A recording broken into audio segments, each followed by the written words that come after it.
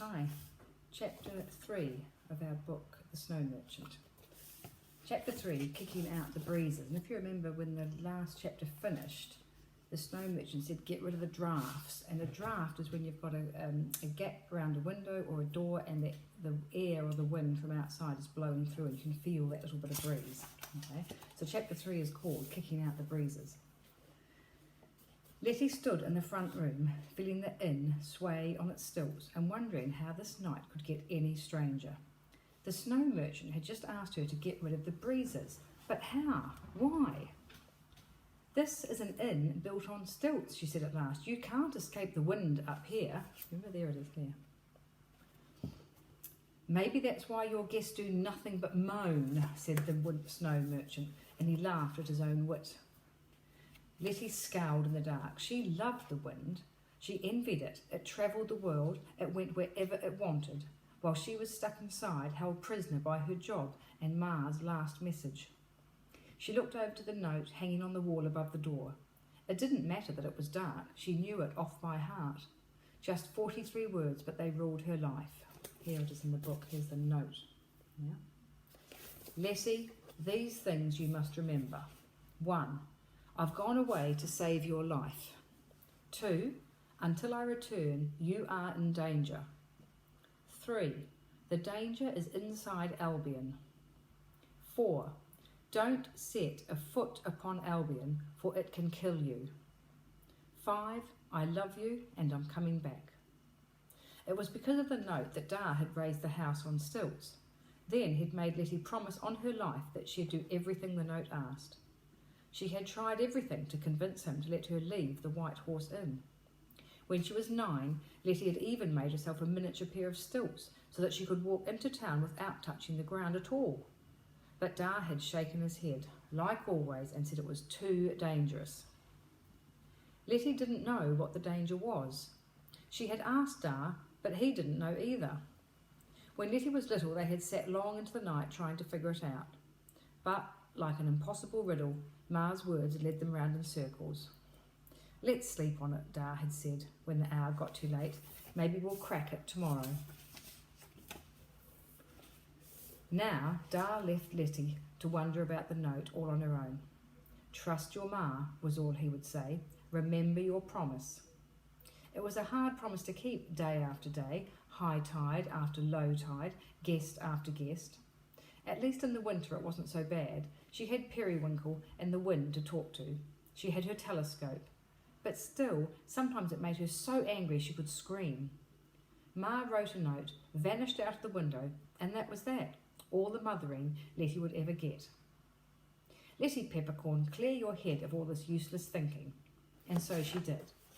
Letty set to work chasing out the breezes. She followed them all with a tea towel all the way back to the places where they had wriggled in, then plugged up the cracks with newspaper or Dar's old socks.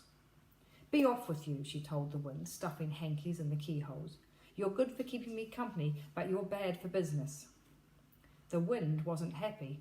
It tickled the walrus's feet and knocked over Dar's half-empty cup of carve. When Letty finally shut it out completely, it whirled around, rattled the windows, and tried to sneak down the chimney. She covered the hearth with newspaper. The wind howled and the timber stilts groaned. The house lurched forward and the ledger fell from the table. You stop that right now, Letty called up the fireplace, and the wind went still and sullen. The Snow Merchant raised both eyebrows, which made crackling sounds. I've never seen a little girl shout down the wind before. It never does what I say. Letty shrugged. That's because you've got no manners. What do we do next? He scowled. Now we let the cold come, he replied. We let it settle deep, and you can fetch me a bucket of water from the well. The well. Letty clenched up like a fist. She was going to have to tell the whole room about her promise. Her anger churned away. She hated to say it, especially to travellers who came and went whenever they pleased. It made her feel so horrible, angry and ashamed. I can't go outside, she muttered. Not even to the Vinegar Street well. If I climb down that ladder, I might die. When they looked at her in confusion, she just pointed to the note that Ma had left. There was a silence as they all read it by the moonlight. The goggler's scopical glasses made flicking sounds as she adjusted the lenses. "Oh, how preposterous," said the walrus. That's sort of like the walrus saying, "Oh, what nonsense." Letty looked down at the floor. "Letty Peppercorn, don't you cry or swear or do anything moody. My ma wrote it down just before she vanished 10 years ago," she told them. "Oh, how droll," said the gobbler. Letty wondered what droll meant. Perhaps it was a mix between dreadful and dull. If it was, then that just about summed it up. The snow merchant didn't say anything. His eyes were like frozen lakes. Letty couldn't fathom his gaze. That means she can't quite understand how he's looking.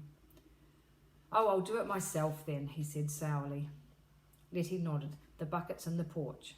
He stamped out the door and down the ladder. Letty took her 2-drawer telescope from her apron pocket and went into the kitchen, away from the piggy eyes of the walrus and the glare of the goggler.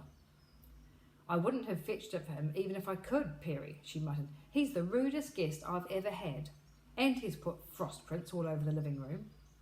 She went to the window, pulled open the telescope with a snap and put it to her eye. The moon was out. All down Vinegar Street the gas lamps had been lit, and Letty could see the cobbles and a hunched man upon them, riding a horse that seemed to hang between his knees.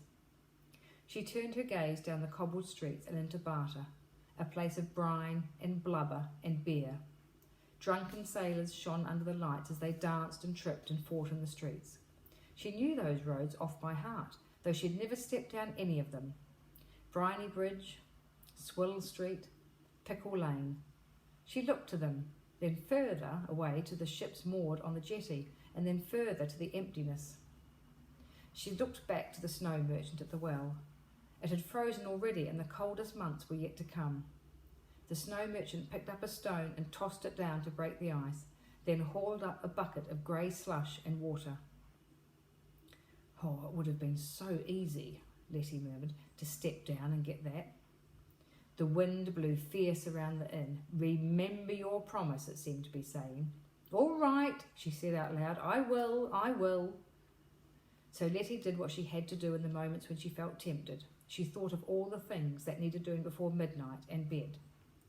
Periwinkle cooed on the perch by the stove. "Oh, Perry," she said, relieved at the distraction. "I've got a message for Dar."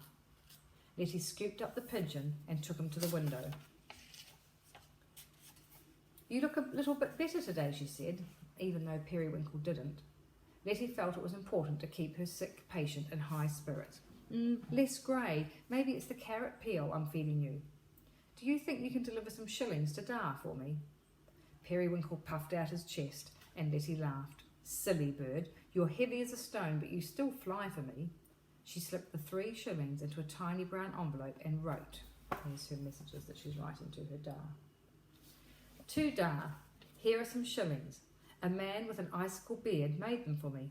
Please don't bet them all at once, and please don't come back to gamble any more of the furniture. We've only got 1 rug left. Letty."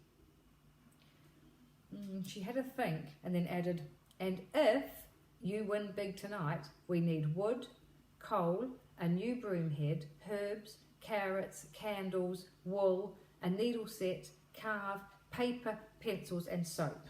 Oh, and loo roll. I'm not having you use the table napkins anymore. You hear?"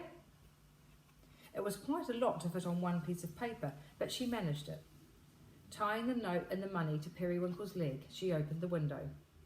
"You know where to go, Perry. Same place as always."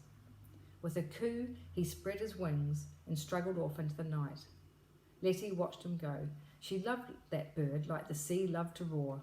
Along with the wind, he was Lottie's joint best friend. Neither of them could speak. Well, not in a language of words anyway, but it didn't matter. Letty did most of the talking, and Periwinkle tried his best to be a good listener. But still, she yearned for a friend who could talk back. Keeping her promise to Dar kept her safe, but it kept her lonely too. The snow merchant was back on the ladder with the bucket heavy and slopping. Letty helped him carry it up the last few rungs. He didn't even say thank you. "I should have sent the boy to do this," he said anxiously. "What boy?" said Letty. "The boy who brought me to Albion on his boat," said the snow merchant. "He was mooring his ship on the jetty. I told him to come up here with my stirring spoon." "Well, maybe he got lost," Letty suggested. "Impossible," he said. "I told him to follow my frost prints." Letty took the telescope and followed the snow merchant's muddy, frozen steps back into town.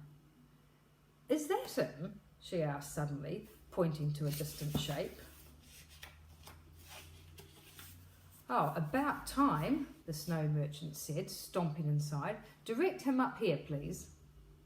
The boy approached the ladder. He wore a thick coat with the hood up.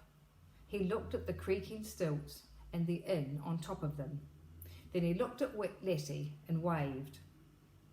What she first noticed about him, long before the stalk on his shoulder, were his bright green eyes.